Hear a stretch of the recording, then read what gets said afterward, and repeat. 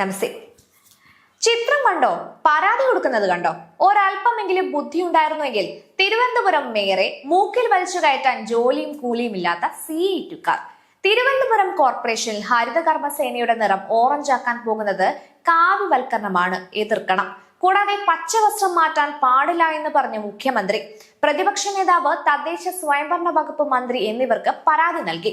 തിരുവനന്തപുരം കോർപ്പറേഷനിൽ ഹരിതകർമ്മ സേനാംഗങ്ങൾക്ക് കാവി നിറത്തിലുള്ള ജാക്കറ്റ് നിർബന്ധമാക്കിയ നടപടി പിൻവലിക്കണമെന്നാവശ്യപ്പെട്ട് മുഖ്യമന്ത്രിക്കും പ്രതിപക്ഷ നേതാവിനും തദ്ദേശ സ്വയംഭരണ വകുപ്പ് മന്ത്രിക്കും CE2 പരാതി നൽകി.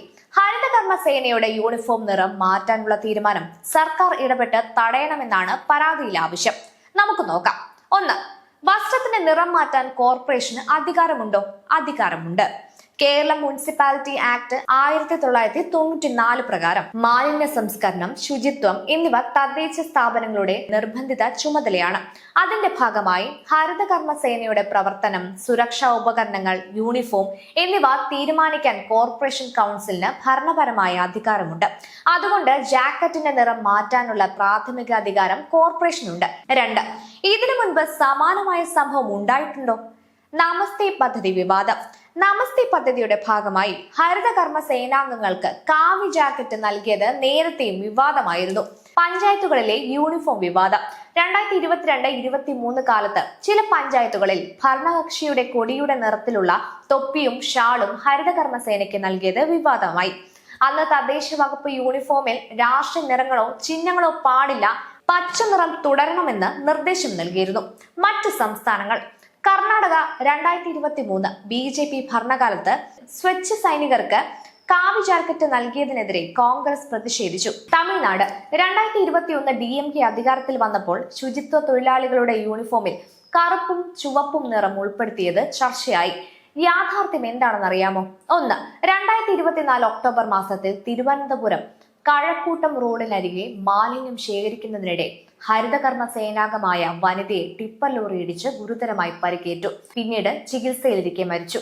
2. 2023 ജൂൺ കൊല്ലം ദേശീയപാതയോരത്ത് പ്ലാസ്റ്റിക് മാലിന്യം ശേഖരിക്കുന്നതിനിടെ കാറിടിച്ച് ഹരിതകർമ്മ സേനാംഗം മരിച്ചു. 3. 2022 കോഴിക്കോട് വീടുകളിൽ നിന്ന് മാലിന്യം ശേഖരിച്ച് റോഡ് മുറിച്ചു കടക്കുമ്പോൾ ബൈക്കിടിച്ച് ഹരിതകർമ്മ സേനാംഗമായ 52കാരി മരിച്ചു. എന്തുകൊണ്ടാണ് ഈ അപകടങ്ങൾ ഉണ്ടാകുന്നത് എന്നറിയാമോ? 1.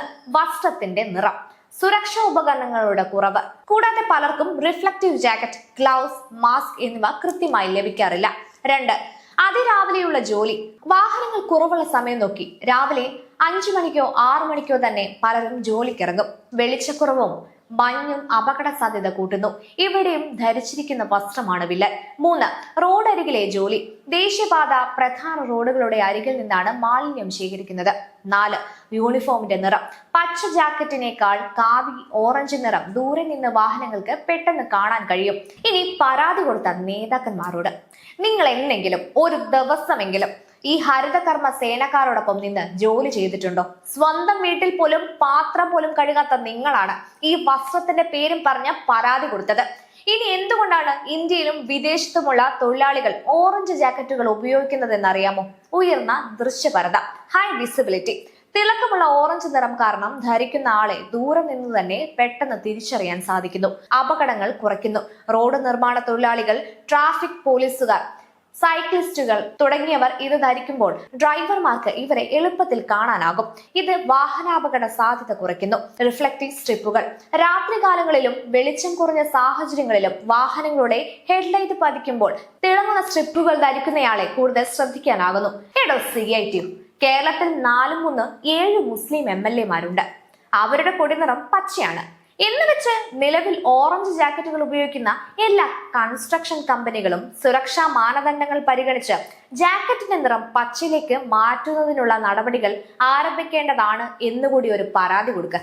കഷ്ടം, ഗതികേടെന്നല്ലാതെ എന്ത് പറയാൻ.